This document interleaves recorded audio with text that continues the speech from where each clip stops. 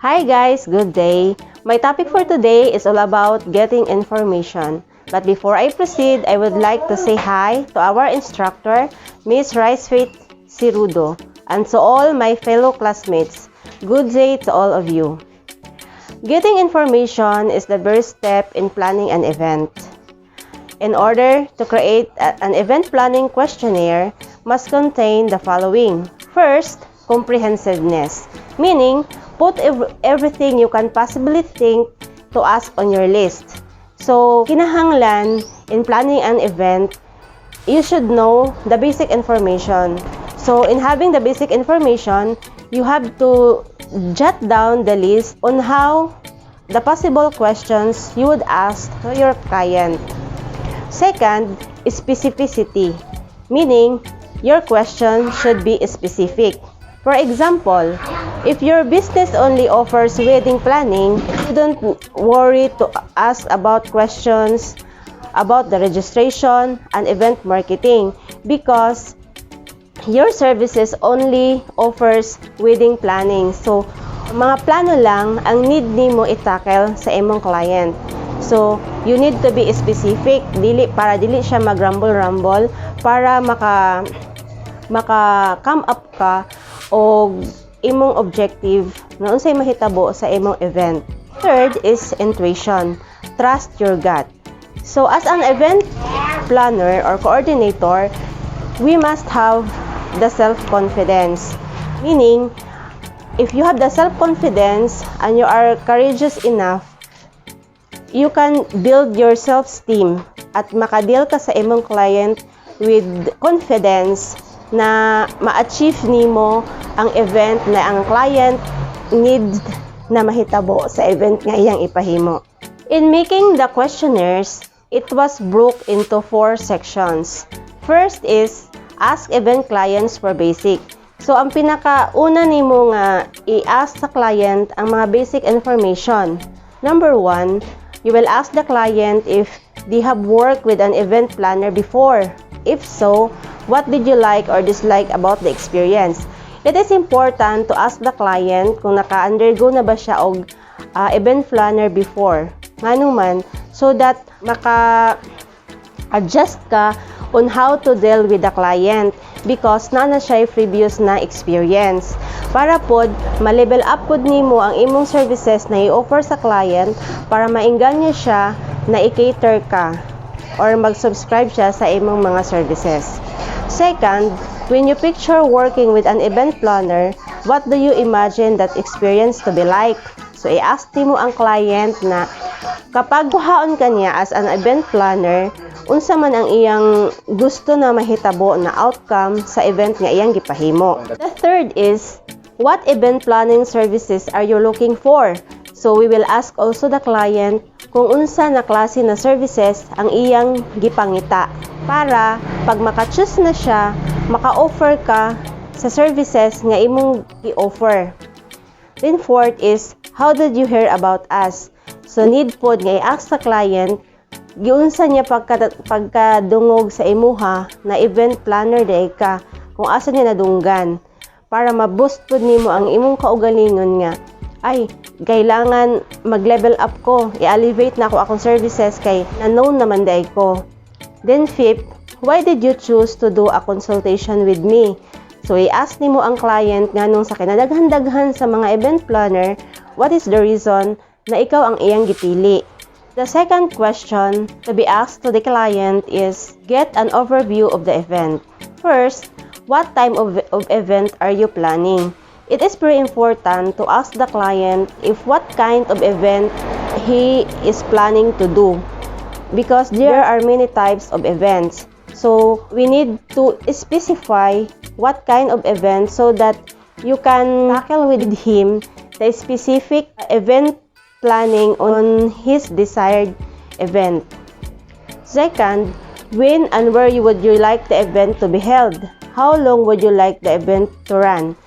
The second question to be asked to the client is when and where. Because here in the Philippines, we have three types of season. So, we need to know the specific month and date so that we can we can advise the clients the advantages and disadvantages and how long will the event will run, because if the event is long, then the expenses also is higher. For example, if the event will be held on peak season, we must assume that the prices are high, especially the bookings of the hotel and accommodation. So we need to know that so that we can advise the client what is the best month and date that they will choose depend on their budget.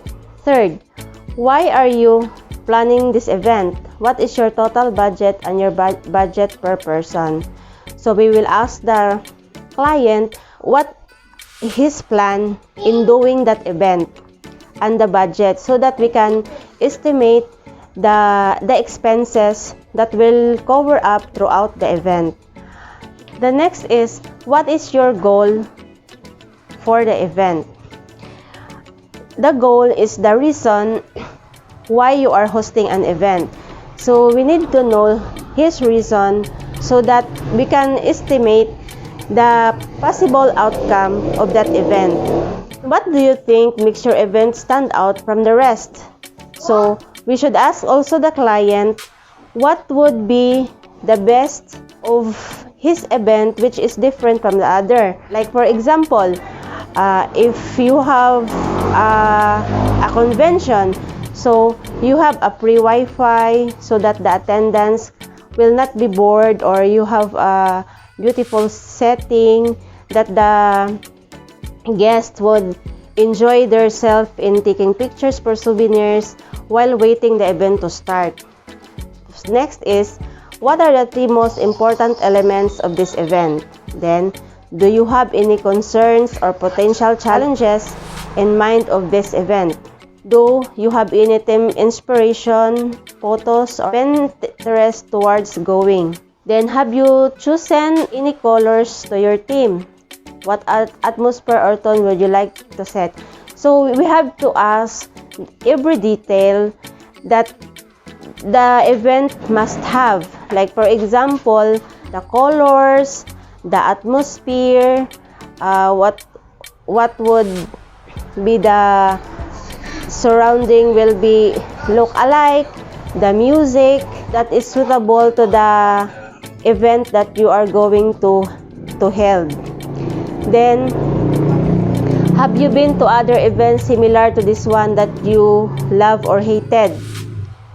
You have also asked the client the memorable events or the worst event that he has attended, so that the client will state the positive outcome of that event that he is attended, so that in the event that he has going to plan, you can elevate it and kanang imo pa siyang mas mapaganda, mas mapa-level up pa nimo siya rather dun sa mga previous events nga iyang na-attend.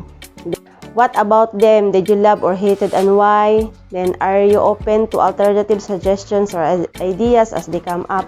So, it is important also to ask the client kung willing ba siya modawat og mga suggestions, or ang iya ra ba yung ideas ang gusto niya masunod sa event na iyang gusto himuon.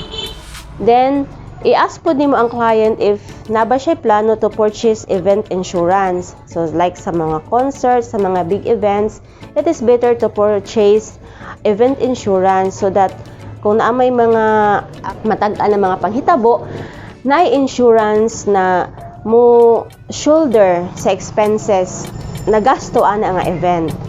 Then, what is your preferred method of communication, and what are the best time or hours of the day that you reach you for event-related correspondence?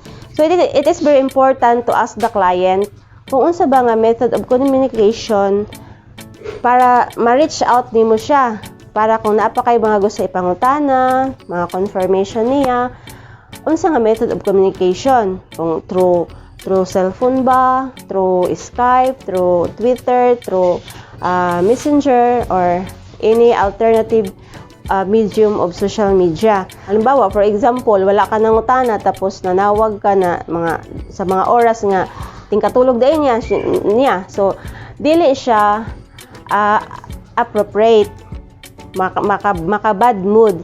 So kinahanglan kabalo ka unsa nga specific time nga imo siyang tawagan. Kay nagsabot mo daan, so make sure nga na siya sa good mood. The third is learn who is involved in the event. So grabe gid ka importante kung makabalo ka kinsa ang mga tao nga ma-involve ana nga event. Una, how many people are you planning to invite? So kinahanglan kabalo ka pila man ka tao ang i-invite ni client. Kay diha man mag-base ang gasto nga mahitaboan na event. Then second, for corporate events, who is your target audience? Mga batanon ba? Mga stockholders ba? Mga businessmen ba? So kinahanglan kabalo ka. For private events, can you tell me more about who will be in attendance? So sa mga private events like birthdays, mga divo, weddings, kung pila ang mo tambong. Then fourth is the event celebration of someone, something, or group of people. So kinahanglan pud ma-identify nimo kung kana nga event ba ang gusto ba ni client is kanang kuan lang, families and relatives lang, exclusive, or mga friends lang. So kinahanglan makabalo ka para makabalo ka sa setup nga mahitabo. Then the fifth is, do any of your guests have personal challenges the event will need to accommodate? Like disability, access, or death in the family, or etiquette. So importante pod na makabalo ka kung napay mo attend na PWD. Kay para maka-assign ka og staff nga mo asikaso kay he needs more attention man, special attention, or sa mga mutambong basig na ay namatyan tapos you introduce na bunga-bunga. So kinahanglan makabalo ka nga ay nag-undergo dai siya og kuan kanang nag-mourn dai siya. So maka-adjust ka how to approach them. Then will be there a guest of honor. So importante na makapangutana ka kung na ba siya guest of honor. Kaya ang guest of honor is special attention gid na siya with na po yung mga privileges para sa guest of honor. Then does the guest of honors have any likes or dislikes? So kinahanglan kung nakabalo na ka nga na guest of honor, dapat imo pong i-scout ang details niya unsa iyang gusto, dili gusto, especially sa food. Kay kabaluta na we have different religions. So naay religion na dili mo kaon og karne, dili mo kaon og chicken or kuan. So kinahanglan makabalo ka so that kabalo ka unsa ang i-serve sa iyaha. Kay kung halimbawa wala ka nangutana na kuanday siya kanang for example 70 Adventist, dili mo kaon og pork, mga seashells, tapos mo imong giserve. So grabe ka unethical. So kinahanglan makabalo ka sa details sa guest of honor. Then 8 is, how do you plan to invite people? So unsaon man nimo to invite the people or the guest, kung through social media ba or door-to-door invitation. Kay kung through social media, of course you can save time and expenses. Unlike sa door-to-door, mag-add siya og additional expenses and time and effort para ma-reach ang imong mga bisita. So magplano ka asa ba ang most convenient and reliable to invite the guest. Then will you change for events tickets or requires any advance registration? So kung halimbawa sa mga concerts, kung i-charge pa ba nimo ang ticket or kinahanglan mag-book ba og advance para makabalupod ka kung ma-sold out ba tanan ang ticket. 10th is roughly what percentage of guests will be traveling from out of town. So, kinahanglan makabalo ka pila ka percent sa imong guest na magikan pa sa out of town. Ngano man, para makabalo ka pila ang additional na expenses para sa accommodation. Kay kung out of town, so you need to book for the hotel and accommodation, the traveling expenses, and other amenities to provide. Then the last is, do you plan to help traveling attendees book accommodation, rental vehicles, or flights? So, pangutanon pod nimo ang client kung gusto ba siya nga mutabang ka para ma-book ang mga guests na outside the town, or ang kadtura bang mag-organize sa event ang bahala to facilitate them. So you need to ask. Then the last one is lockdown final event details. So it is very important na planado ang imong final event. Una, do you need any help marketing your event or getting the word out? So, kinahanglan ba nimo ang marketing planner? Kung halimbawa, nanginahanglan ka nya mahal man ang bayad, so naay mga freelance marketer nga makatabang sa imo how to wrap up the marketing planning. Second, will your event need sponsors? So, pag natakel na tanan ang magastos, and then ang budget sa nag-host sa event, and then as an event planner, nakita nimo nga ay na may chance nga pwede man ta mag-invite og sponsorship, like kanang mga establishments para at sa event i-plug nimo ang ilang business. Kana makadugang na siya og income na magasto nimo sa event. The third is, what type of vendors do you think you'll need for the event? So, unsa man na vendors ang imong gikinahanglan? For example, birthday parties. So, unsa man siya nga kind kanang mga desserts ba, children's party. So, na siya specific nga kanang mga vendors nga nag-offer ana, like kanang karon like sa Butuan na ay sweet dessert delicacies na at 5,000 only, complete setup na siya. So kinahanglan makabalo ka kay makatabang na siya sa imo para mas mapadali ang pagplano nimo sa imong event. Then fourth is, are you interested in hiring event staff? So, planuhin pod nimo kung ang imong workforce is enough ba? Kay basin gamay ra kag workforce tapos ikaw tanan ang nag-handle sa event, so dili nimo siya makaya. So kinahanglan i-estimate kung pila man ka event staff ang imong kinahanglan. Kay pwede man ka mohangyo sa kanang nagpa-kuan sa imo og event na base na sila kanang free nga staff nga makatabang mag-assist lang. So kinahanglan ma-verify nimo kung pila gyud ka staff ang imong gamiton. Then fifth is, do you intend to have a host, live entertainment, speakers, or other presenters?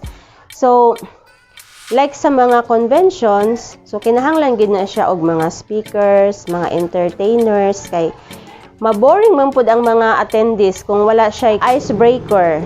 So kinahanglan pangutanon pud nimo ang imong client kung gusto ba niya ana, or imo po siyang itakal sa iyaha unsa ang benefits of having it sa imong event. Kay ang kanang mga speakers, mga entertainers, mao na sila ang magpabuhi sa isa ka event nga dili siya idle. na ang mga attendees is satisfied kayo sila, kay nikatawa sila, so they are happy. Then 6 is, what food options would you like to offer guests? So ang food, as an event planner, kinahanglan kung unsa ang gi-offer nga delicacies ana na lugar, like sa Surigao. So we have I have attended a seminar there. So ang ilang kina-offer is mga mga fish which is abundant kay sa ilaha. So ilang gi-present ang ilang mga own delicacies. So para it's a method pod also na i-promote nimo ang delicacies sa imong place. Then better pod na kanang ang menu i-tackle pod nimo sa event sa nagpa-host sa event, kung okay ba ni sa iyaha, masatisfy ka ang mga attendees, kay nag-scout man pod na sila kung unsa ang likes and dislikes sa mga attendees. Then 7 is, will you also supply beverages, alcoholic and non-alcoholic? Then would you prefer to work with a venue caterer, a caterer of your choosing, or so i-ask pod nimo sa nagpa-host sa event kung unsa ba iya gusto, kanang i-cater na ba para walay hassle, ang event planner ba ang mangita og caterer, o ang nagpa-host sa event ang mohatag og kaugalingon nga caterer nga mo-handle sa food. So kinahanglan mapag-usapan na siya, kay basin wala ka nangutana tapos nag-assume ka nga ang nagpa-host sa event ang mag-handle sa pagkaon, tapos sa event po ay kuan na to si wedding planner nag-iiaw sa si event planner, siya na to ang bahala sa tanan, tas ang ending wala di ay kay wala nagkasinabot. So it's very important nga mapangutana kung ikaw na ba ang bahala or siya ang bahala. Then what transportation options would you like to offer your attendees going to and from the venue? So kung sa mga out of town na mga seminars, conventions, so mostly sa organizers, duha gid na ilang ka option, free hotel and accommodation, and traveling expenses. Then ang isa kanang kuan lang, registration lang ang bayaran. So kinahanglan makabalo ka pila asa ang ilang pilion, kung free ba tanan or dili, or sila na ang bahala. Kaya diha man pod mag-matter ang presyo nga ilang bayaran. So kung si event planner na ang bahala sa tanan, kumbaga buhay prinsesa ang mga attendee, so mahal gid na siya. Unlike kung registration lang, tapos si attendee na ang bahala sa iyang kaugalingon nga makaabot siya sa venue, so mas lesser. So kinahanglan na siya ma-final lockdown ang details, kay para hapsay, and then maka-assure ka nga ang imong event nga imong himuon is successful. Kay kung nakay malapse ana na mga steps, na mga information, very sure nga ang imong event gyud magka-problema, dili gid siya smooth kung dili siya naka-plaster, no? Like last year, I was attending the Moira concert in Davao City. So na-observe na ko, kay naka-attend man po ko og mga concert. Ang concert ni Moira is grabe kahapsay. So I was amazed nga sa BMPI Music na maoy nag-handle sa event nga ang ilang event planner nag-follow gyud sa details na kinahanglan mahitabo sa venue. So the set of the booth with placards, as in categorize siya. Then they have lots of securities and staff bitaw nga mapangutana nimo na mag-assist kung asa sila padulong. Throughout the concert, grabe siya ka smooth, wala stampede, nindot, sulit kaayo, satisfied ka sa imong gibayad, kay comfortable, no? So mao na siya ang difference kung sa pagplano nimo sa event, you follow the steps, kung unsa ang iyang steps by steps nga buhaton para ang iyang event mahimo siyang successful. So now we will go to dealing with the objectives. So we will define the event goals and objectives. So ang event di ay na siya tulo ka kinahanglan nga basic nga imo siyang nga dapat ma-identify nimo siya in order nga ang imong event will become successful. Una is ang purpose.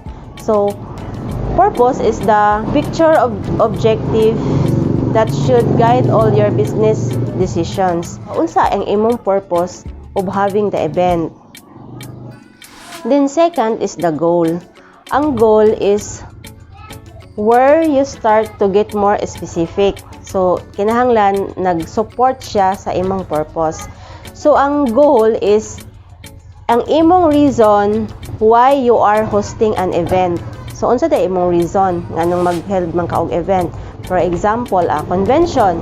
So unsa man ang imong goal ana na mahitabo to boost ba sa imong company para ma-familiarize siya sa mga investors unsa imong gina-offer, or kung sa wedding ba unsa imong gusto nga mahitabo nga outcome sa imong wedding. So kinahanglan naa kay specific goal kay para mahimo siya nga successful. Then the third is objectives. So ang objectives, create the roadmap to achieving your goals. So ang objective, roadmap na siya, kalsada padulong didto sa imong goal para ang imong goal ma-achieve nimo siya. So kinahanglan kanang tulo, identified nimo siya para ang imong event successful siya. Then sa objective, we will use the SMART. So what is the meaning of SMART? S is for specific. So what outcome are you aiming for? So ang imong objective kay roadmap man siya sa imong goal para ma-achieve nimo ang imong goal, para mo success ang imong event. So kinahanglan ang imong objective specific siya. Unsa man imong outcome? Gusto ba nimo siya nga the best of the best, or gusto nimo siya nga kanang natatangi ba, or kanang walay kaparehas ba? Kumbaga 200% perfect ang outcome. Then M is for measurable. You should measure your objectives with numerical data whenever possible.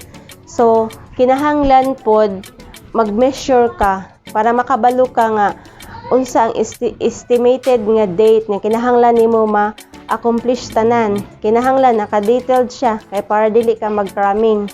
Kay kung wala kay listing, wala nimo gi-measure nga kanang adlaw ma-accomplish ba nimo tanan. So kuan siya topsy-turvy. So kinahanglan measurable. A is for achievable. So you want to create objectives that are within reach. So kinahanglan achievable siya. For example, no, kanang sa concert ticket, nag-produce ka 5,000 tickets, tapos ang imong kanang pag-disburse sa mga tickets is dili siya planado. So maglisod ka nga ma-disburse nimo siya tanan. So kinahanglan kung mag-create ka ana nga tickets, kinahanglan ana pud kay alternative on how nga ma-disburse siya sa mga audience or sa mga consumers para siya mahalin. Then R is for relevant. The objective should relate back to your company's goals. If it doesn't, it's not worth pursuing. So, meaning relevant siya sa goal. Unsa man ang goal sa imong company or as an event planner, unsa man ang imong goal. Kinahanglan naka-inline siya. Kaya kung motipas ka, so dili siya mag-consolidate, dili siya mo pursue, dili siya ma-successful. Then the last is T for time bound. Objective should be time bound, meaning they have a defined start and end date. So, like sa measurable, kinahanglan na siya time bound. Naagid kay deadline, na kay limit na. Kung halimbawa ang event mahitabo siya 25.